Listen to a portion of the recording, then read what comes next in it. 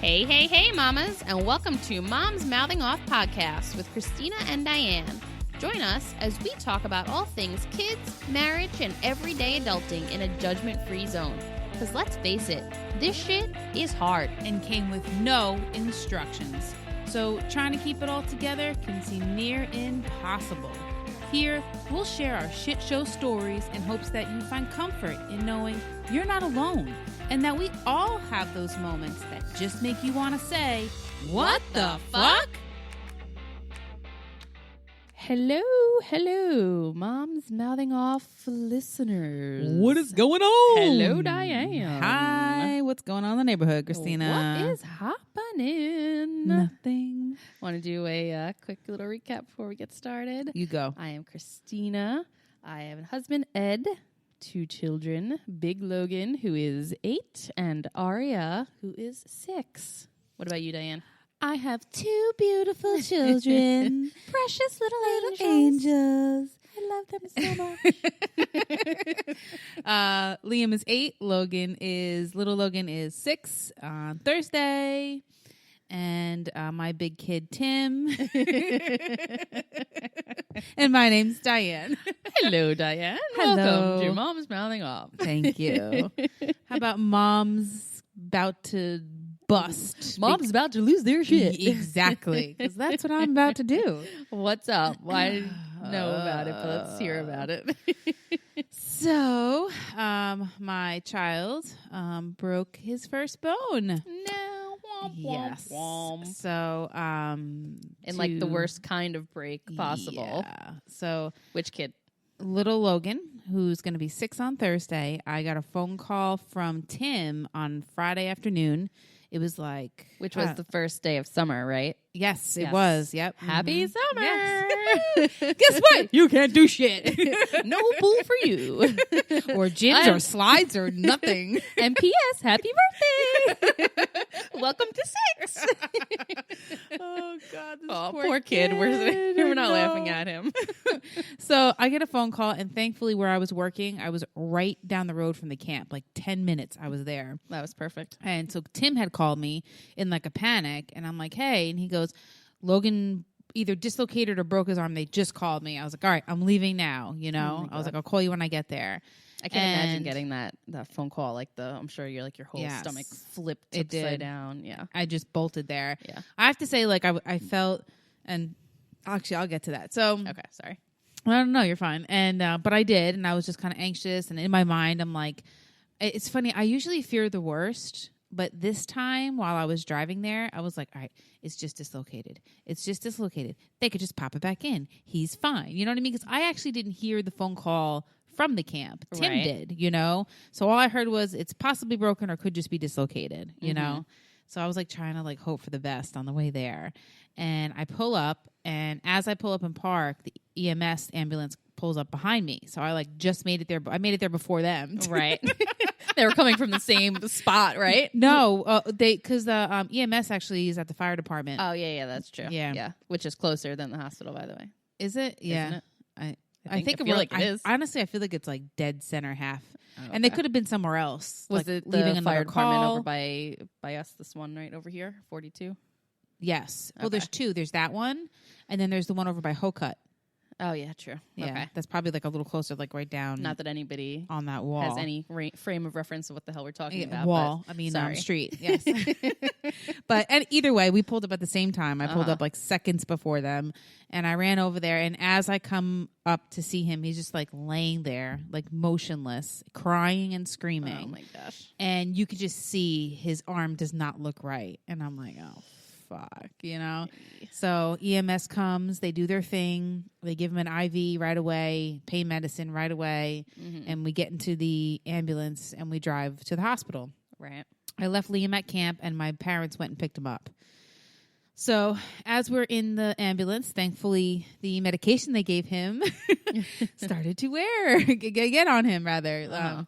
And he told me he was scared, and that he was scared because he was going to turn into a dolphin. Oh. Apparently. Yes, this is what fears him.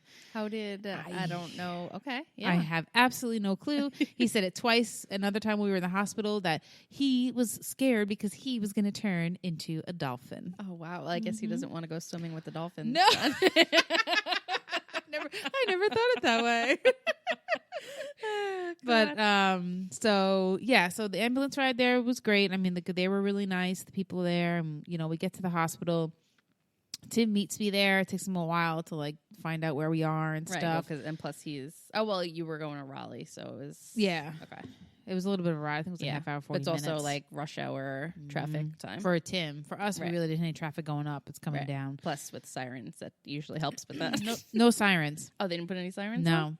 Oh, yeah. Because, I guess it really wasn't life-threatening. It's not like they think he had a heart attack or he was bleeding internally or anything like that. So I didn't realize that there was an option. I unless they had there, the lights are on. Yeah, because when we got to a stoplight, that's how they portray it on TV. Anyway, so because when we got to a stoplight, we waited. We didn't go through the red light or anything. So weird. I guess the way I was thinking about it is, I guess you run more of a risk going through a red light than you do just waiting for it. So if it's not that serious of an injury, so to speak, I guess logically that makes sense, but years worth of television tells me that is wrong. They didn't care about your child. You know what? We'll have to ask Tim, because Tim got rushed to the hospital in an ambulance because they thought maybe he was having a heart attack. Right. So I wonder if they had sirens and stuff on for him. I'm not sure. We'll have to ask him. Who knows? Yeah. Tim.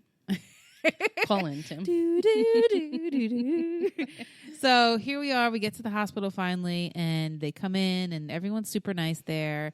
And we're just waiting for X-rays, and it's just not looking good. I mean, it is swollen already. It doesn't look good. So when Tim was in his early 20s, he fell off a roof working and landed on pavement.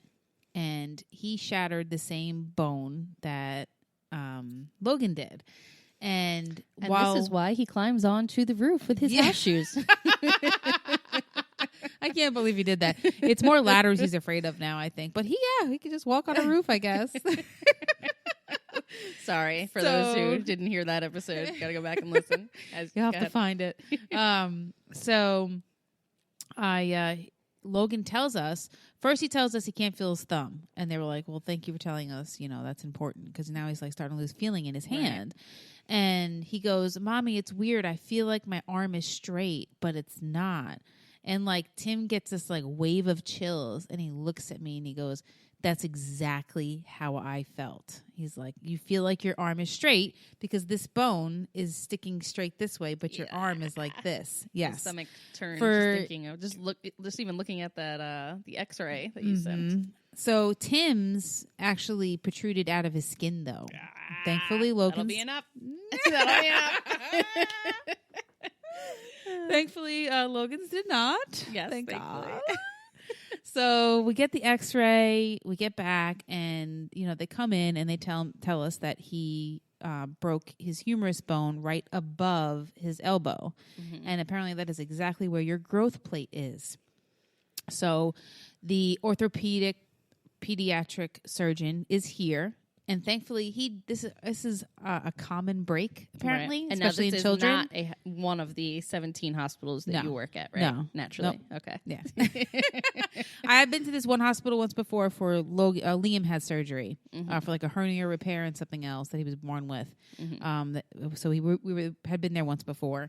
And so thankfully they said that the surgeon was actually there, and he actually just finished the same thing. Oh, wow. Then that's why he had been called in. So he was all warmed up and ready to go. So I was very glad to hear that, to be honest. Got all the kinks worked out on the kid before. And I was getting nervous. I'm like, me and Tim are like, is this going to be plates and screws and what is going on here? So they came in, they were super nice. And they explained it's just 3 pins. They're going to manipulate his arm under floral, kind of like an X-ray type of thing, and get his arm to where it's supposed to be, and then just put 3 pins in. And then he'll have a soft cast then the pins don't come out for 4 weeks, and then he'll get a hard cast. Gosh. So yeah, his Poor summer is fucked. Mm-hmm.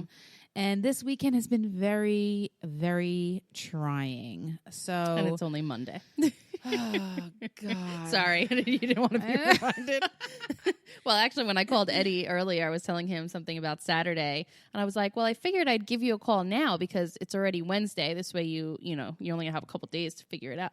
He's like, "Yeah, today's Monday, all day. It's been Monday." I was like, "Fuck, feels like a Wednesday." You probably for vacation or everything. You're just totally screwed up. I hate that feeling. Mm-hmm.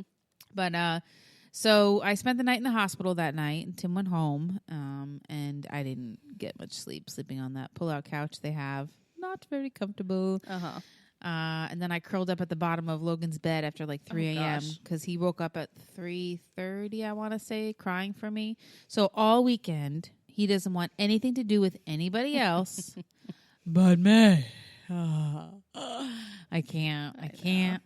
I'm going crazy. I know. We were there on Saturday, and I felt bad for the both of you because it's like you could see like he doesn't quite know how to move what he can and can't do with his body. So even like just like something as simple as sitting up and sitting down, he was like, "Mommy, Yeah, Mommy," and I'm sure that yes, you feel bad for him, but I'm sure after our I was screaming at him. I was like, "You got to be done. You're not paralyzed. Your legs work." I was like screaming at him, and I feel like, and then I feel horrible afterwards. About it, right? But there's only so much I can take, Yeah. and the fucked up part is I can't just walk away and be like, "Hun, take care of it," because then he screams at my husband, "I don't want you. I want Mommy," and then I can't blame Tim. Tim's like, "Well, fuck you too," and walks away. You know, so it's like it all, no matter what, lands on me, and I'm So how did he? Because you went to work today. Tim had to go to work today, and he was with your mom. So how did he do with your mom? So he did well all the way up until the very end of the day. So around, let's see, what time was it? She texted me. Let's say like around 12:31. She had texted me that he's having a hard time relaxing. You could tell he's tired and wants to go to sleep, but he can't get comfortable. What should I do? Right. So I wrote to her. So that's what I was going to get at. So over the weekend, oh, you're fine. So they gave us oxycodone to give to him. It was like prescribed 4.23 milliliters. Weird freaking number. I don't know where they get that number from, but okay. And 4.25 is not enough. Exactly. 4.28 is way too much. Yep. So we get it, and we get home, and all this stuff is going on, and I wasn't giving him the oxy because at first he really wasn't complaining about his arm. He was just whining, and I'm just like, "Why are you whining, kid? Like, would you break your arm? Right. Was your bone sticking out of it?" The wrong way. Suck it up, kid. So, but I finally Shake it off. one night gave him the oxy, and he was like a totally different person, like happy and running around, and Right. So recently I had spoken to my girlfriend from back at home in New York, and I'm talking to her about it, and she goes, "Have you ever broken a bone?" And I was like, "No." She was like, "It is painful the first few days." She's like, "It's really painful." She's like, "Give him the oxy and stop yelling at him." I was like, "Okay." Thanks for making me feel even worse. Yeah. I'm so glad I called you. So I've been giving him. So they only gave us 3 days a supply because insurance wouldn't cover the 4 days they prescribed for us. Because if they're under 20, I guess most insurances now won't prescribe you under more than 3 days. And the other reason why I was nervous to give it to him is because there are reports now, like if you give your kid oxy and stuff like that, they can have later on like respiratory distress issues with breathing and stuff. So I don't know the whole logistics behind that. Right. Because I remember when Liam cut his eyeball with goggles at swim lessons last summer, and the ED prescribed us pain meds for him for that night so he can sleep. And the pharmacist wouldn't give it to us. Yeah, she was like, "No, sorry." She's like, "We don't prescribe to such and such age." And and I'm like, but I got the fucking prescription. Give me the fucking Well, then I'm going to medicine." send him home with Yeah. you, and you can deal with him all night screaming, "Somebody call 911!" Yep. Oh yeah, hiding phones because he was dying, and we were just going to let him die. Oh, you're just going to let me die. So I've been better with the oxycodone. He's getting it like when he wakes up, and then then fast forward to today.